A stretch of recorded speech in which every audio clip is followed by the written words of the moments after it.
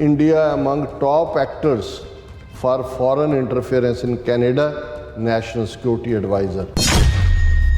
ਹੁਣ ਤੱਕ ਤਿੰਨੋਂ ਹੀ ਸਟੇਟਾਂ ਜਿਹੜੀਆਂ ਨੇ ਰਸ਼ੀਆ, ਚਾਈਨਾ ਔਰ ਈਰਾਨ ਅਥੋਰੀਟੇਰੀਅਨ ਸਟੇਟਾਂ ਨੇ। ਪਹਿਲੀ ਵਾਰ ਹੈ ਕਿ ਦੁਨੀਆ ਦੇ ਕਿਸੇ ਸੋ ਕਾਲਡ ਡੈਮੋਕ੍ਰੇਸੀ ਔਰ ਉਹ ਵੀ ਇੰਡੀਆ ਉਸ ਦੇ ਉੱਤੇ ਇਲਜ਼ਾਮ ਉਹਨਾਂ ਦੀ ਨੈਸ਼ਨਲ ਸਿਕਿਉਰਿਟੀ ਐਡਵਾਈਜ਼ਰ ਲਾ ਰਹੀ ਹੈ ਵੀ ਤੁਸੀਂ ਇੰਟਰਫੀਅਰੈਂਸ ਕਰ ਰਹੇ ਹੋ। India's High Commission in Ottawa has not responded to a request for comment.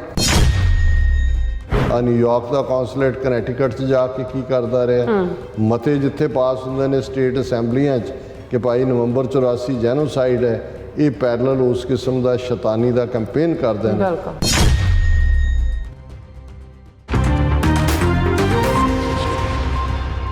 Viewers welcome back to programme. So viewers ਗੱਲਬਾਤ ਕਰਨ ਜਾ ਰਹੇ ਹਾਂ ਕਿ ਸਿੱਖ ਕੌਮ ਲੰਮੇ ਸਮੇਂ ਤੋਂ ਇਹ ਕਹਿੰਦੀ ਆਈ ਹੈ ਕਿ ਭਾਰਤ ਦੀ ਸਰਕਾਰ ਬਾਹਰਲੇ ਸਿੱਖਾਂ ਦੇ ਮਾਮਲਿਆਂ ਵਿੱਚ ਲਗਾਤਾਰਤਾ ਨਾਲ ਦਖਲ ਅੰਦਾਜ਼ੀ ਕਰਦੀ ਆ ਰਹੀ ਹੈ ਔਰ ਏਅਰ ਇੰਡੀਆ ਦਾ ਹਾਦਸਾ ਭਾਰਤੀ ਸਟੇਟ ਦੀਆਂ ਖੁਫੀਆ ਏਜੰਸੀਆਂ ਦਾ ਕਾਰਾ ਹੀ ਸੀ। ਸਾਨੂੰ ਖੁਸ਼ੀ ਹੈ ਕਿ ਪਹਿਲੀ ਵਾਰ ਕੈਨੇਡਾ ਨੇ ਭਾਰਤ ਦੀ ਦਖਲ ਅੰਦਾਜ਼ੀ ਨੂੰ ਕਬੂਲਿਆ ਹੈ ਔਰ ਕੈਨੇਡਾ ਦੀ national security advisor Jody Thomas ਦਾ ਕਹਿਣਾ ਹੈ ਕਿ ਰੂਸ, ਚੀਨ, ਭਾਰਤ ਅਤੇ ਈਰਾਨ ਕੈਨੇਡਾ ਦੇ ਮਾਮਲਿਆਂ ਵਿੱਚ ਦਖਲਅੰਦਾਜ਼ੀ ਕਰ ਰਹੇ ਹਨ ਔਰ ਭਾਰਤੀ ਮੀਡੀਆ ਨੇ ਇਸ ਖਬਰ ਨੂੰ ਬਿਲਕੁਲ ਗਾਇਬ ਕਰ ਦਿੱਤਾ ਹੈ। ਸੋ ਇਸ ਬਾਰੇ ਆਪਾਂ ਗੱਲਬਾਤ ਕਰਨ ਜਾ ਰਹੇ ਹਾਂ। ਸੋ ਅਸੀਂ ਚਾਹਾਂਗੇ ਕਿ ਤੁਸੀਂ ਇਸੇ ਤਰ੍ਹਾਂ ਬਣੇ ਰਹਿਣਾ। ਦੇਖਣ ਸੁਣ ਲਈ ਲਿਖਣ ਲਈ ਤੁਹਾਡਾ ਸਭ ਦਾ ਬਹੁਤ ਬਹੁਤ ਧੰਨਵਾਦ। ਜੀ ਡਾਕਟਰ ਸਾਹਿਬ ਕੀ ਕਹਿਣਾ ਚਾਹੋਗੇ? देखो उर्दू च कहते ने कुफर टूटा खुदा खुदा करके जी।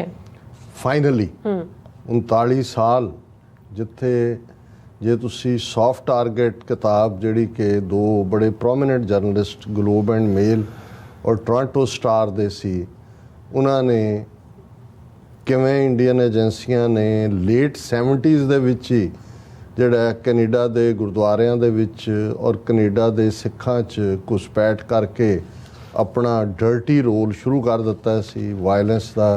ਔਰ ਉਸ ਦਾ ਨਤੀਜਾ ਹੀ ਅਮਰਜੀਤ ਸਿੰਘ ਸਮਰਾ ਨਾਂ ਦਾ ਬੰਦਾ ਜਿਹਨੇ ਕੋਰਟ ਦੇ ਵਿੱਚ ਗੋਲੀ ਚਲਾਈ, ਮਾਰਿਆ ਬੰਦੇ ਨੂੰ, ਫਿਰ ਉਹ ਭੱਜ ਕੇ ਇੰਡੀਆ ਗਿਆ, ਕਿਵੇਂ ਉਹਨੂੰ ਵਾਪਸ ਲਿਆਂਦਾ ਗਿਆ, ਇਹ ਸਾਰੀ ਕਹਾਣੀ। ਔਰ ਉਹਦੇ 'ਚ ਖਾਸ ਤੌਰ 'ਤੇ ਏਅਰ ਇੰਡੀਆ ਦੀ ਕਹਾਣੀ ਕਿ ਕਿਵੇਂ ਇੰਡੀਅਨ ਏਜੰਸੀਆਂ ਨੇ ਇਸ ਸਾਰੇ ਨੂੰ ਫੈਸਿਲੀਟੇਟ ਕੀਤਾ, ਇਹ ਸਾਰੇ ਵਾਕਿਆ ਨੂੰ।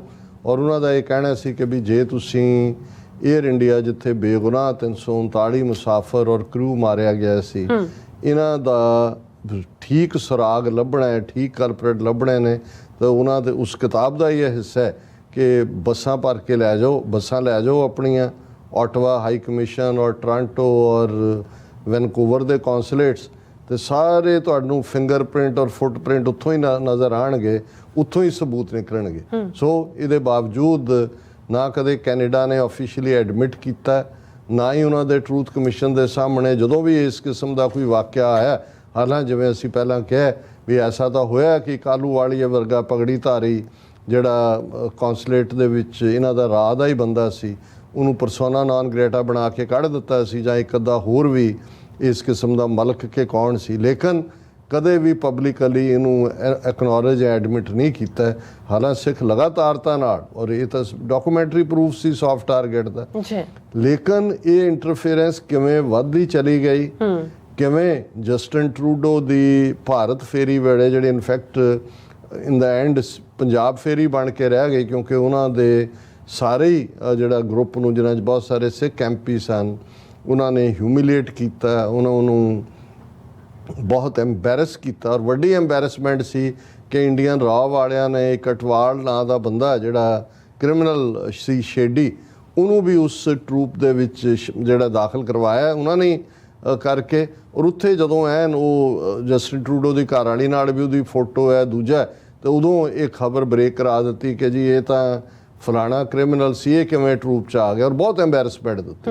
ਔਰ ਵਾਪਸ ਆ ਕੇ ਬੇਸ਼ੱਕ ਦੱਬੀ ਆਵਾਜ਼ ਦੇ ਵਿੱਚ ਇਹਨਾਂ ਦੇ ਵਿਦਨ ਇਨਰ ਮੈਮੋਜ਼ ਦੇ ਵਿੱਚ ਤਾਂ ਇਹ ਗੱਲ ਚੱਲਦੀ ਰਹੀ ਕਿ ਵੀ ਇਹ ਕੰਮ ਹੀ ਰਾਹ ਦਾ ਸੀ ਔਰ ਇੰਡੀਆ ਇੰਟਰਫੀਅਰ ਕਰ ਰਿਹਾ, ਲੇਕਿਨ ਹੁਣ ਤੱਕ ਵੋਕਲੀ ਕੈਨੇਡਾ ਨੇ ਚਾਈਨਾ ਦੇ ਨਾਲ ਤਾਂ ਆਪਣੇ ਸਬੰਧ ਸਿੱਧੇ ਤੌਰ 'ਤੇ ਵਿਗਾੜੇ ਹੋਏ ਨੇ, ਇਹ ਕਹਿ ਕੇ ਕਿ ਚਾਈਨਾ ਇੰਟਰਫੀਅਰ ਕਰਦਾ ਕੈਨੇਡਾ ਦੇ ਵਿੱਚ ਥਰੂ ਜਿਹੜੇ ਚਾਈਨੀਜ਼ ਓਰੀਜਨ ਦੇ ਨੇ ਉਹਨਾਂ ਦੇ ਸਿਟੀਜ਼ਨ। ਫਿਰ ਰੂਸ ਦੇ ਉੱਤੇ, ਕਿਉਂਕਿ ਯੂਕਰੇਨੀਅਨ ਜਿਹੜੀ ਹੈ ਕਮਿਊਨਿਟੀ ਵੀ ਕਾਫੀ ਐਕਟਿਵ ਹੈ ਕੈਨੇਡਾ ਦੇ ਵਿੱਚ, ਤੇ ਉਸ ਮਾਮਲੇ 'ਚ ਵੀ ਰਸ਼ੀਆ ਦੇ ਉੱਤੇ ਵੀ ਲੱਗਦਾ ਰਿਹਾ ਚਾਰਜ।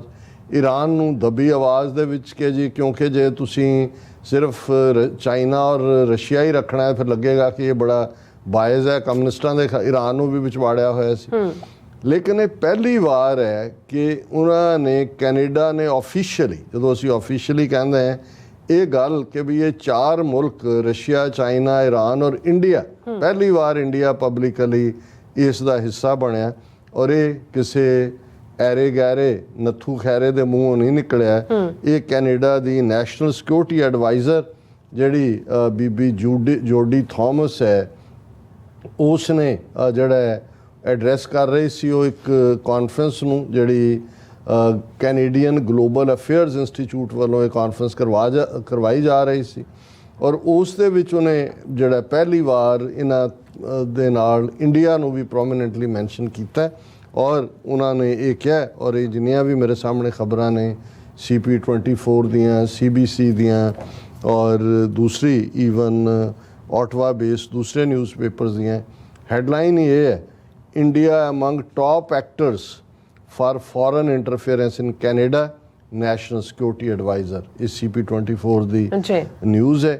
ਔਰ ਉਹਦੇ 'ਚ ਉਹਨਾਂ ਨੇ ਕਿਹਾ ਕਿ Jody Thomas national security and intelligence adviser waits to appear as a witness before the Standing Committee on Procedure and House Affairs investigating intimidation campaigns against the members for Wellington, Halton Hills and other members। और उदे च उन्होंने Prime Minister Justin Trudeau's National Security Advisor says India is among the top sources of foreign interference in Canada, a public designation Ottawa has largely limited to authoritarian states. ਕਿ ਹੁਣ ਤੱਕ ਤਿੰਨੋਂ ਹੀ ਸਟੇਟਾਂ ਜਿਹੜੀਆਂ ਨੇ ਰਸ਼ੀਆ, ਚਾਈਨਾ ਔਰ Iran authoritarian ਸਟੇਟਾਂ ਨੇ। ਪਹਿਲੀ ਵਾਰ ਹੈ ਕਿ ਦੁਨੀਆ ਦੇ ਕਿਸੇ ਸੋ ਕਾਲਡ ਡੈਮੋਕ੍ਰੇਸੀ, ਔਰ ਉਹ ਵੀ ਇੰਡੀਆ, ਉਸ ਦੇ ਉੱਤੇ ਇਲਜ਼ਾਮ ਉਹਨਾਂ ਦੀ ਨੈਸ਼ਨਲ ਸਿਕਿਉਰਿਟੀ ਐਡਵਾਈਜ਼ਰ ਲਾ ਰਹੀ ਹੈ ਵੀ ਤੁਸੀਂ ਇੰਟਰਫੇਰੈਂਸ ਕਰ ਰਹੇ ਹੋ।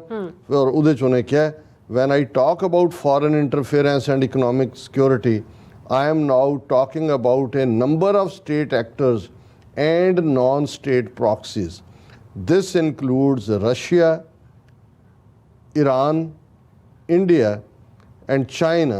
They said the actor that comes up most on these issues, and it's no surprise to anybody, is China. So ਜ਼ਾਹਰ ਹੈ ਚਾਈਨਾ ਨੂੰ ਉਹਨਾਂ ਨੇ ਹਮੇਸ਼ਾ ਹੀ ਉਹਨਾਂ ਦੇ ਨਾਲ ਤਾਂ ਡਿਪਲੋਮੈਟਿਕ ਗੱਲਾਂ ਦੀ ਕਾਫੀ ਟੈਂਸ਼ਨ ਚੱਲਦੀਆਂ ਨੇ।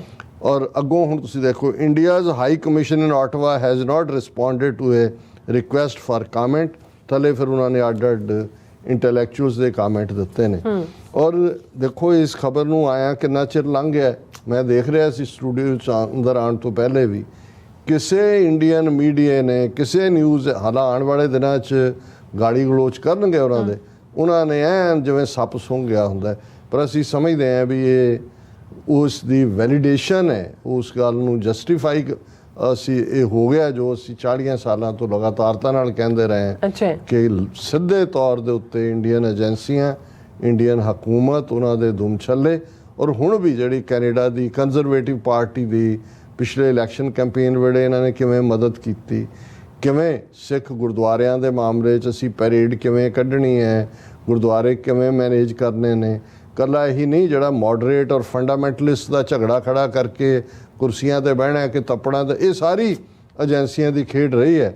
ਪਰ ਚਲੋ ਮੁਬਾਰਕ ਔਰ thank you Canada, at least Justin Trudeau ਨੇ, ਉਸ ਦੀ ਸਿਕਿਉਰਿਟੀ ਐਡਵਾਈਜ਼ਰ ਨੇ ਇਸ ਗੱਲ ਨੂੰ ਮੰਨਿਆ।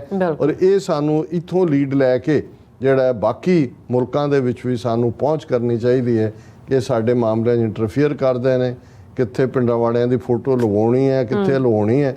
ਨਿਊਯਾਰਕ ਦਾ ਕੌਂਸੂਲੇਟ ਕਨੈਟੀਕਟ 'ਚ ਜਾ ਕੇ ਕੀ ਕਰਦਾ ਰਿਹਾ।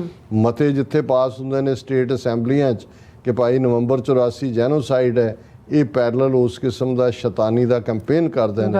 ਸੋ ਕੈਨੇਡਾ ਨੇ ਆਫੀਸ਼ੀਅਲੀ ਐਡਮਿਟ ਕਰਕੇ ਇਹ ਰਾਹ ਪੱਧਰਾ ਕਰ ਦਿੱਤਾ ਹੈ ਕਿ ਅਸੀਂ ਬਾਕੀ ਮੁਲਕਾਂ ਦੇ ਵਿੱਚ ਵੀ ਇਸ ਲੌਬੀ ਨੂੰ ਜਿਹੜਾ ਹੈ ਇਹਨਾਂ ਦਾ ਮੂੰਹ ਭੰਨੀਏ। ਜੀ ਡਾਕਟਰ ਸਾਹਿਬ, ਤੁਹਾਡਾ ਬਹੁਤ ਬਹੁਤ ਧੰਨਵਾਦ। ਸਾਥ ਨਾਲ ਬ੍ਰੇਕ ਫਿਊਅਰਸ ਤੋਂ ਸਾਨੂੰ ਇਸੇ ਤਰ੍ਹਾਂ ਬਣੇ ਰਹਿਣਾ। ਮਿਲਦੇ ਹਾਂ ਛੋਟੇ ਜਿਹੇ ਬ੍ਰੇਕ ਤੋਂ ਬਾਅਦ।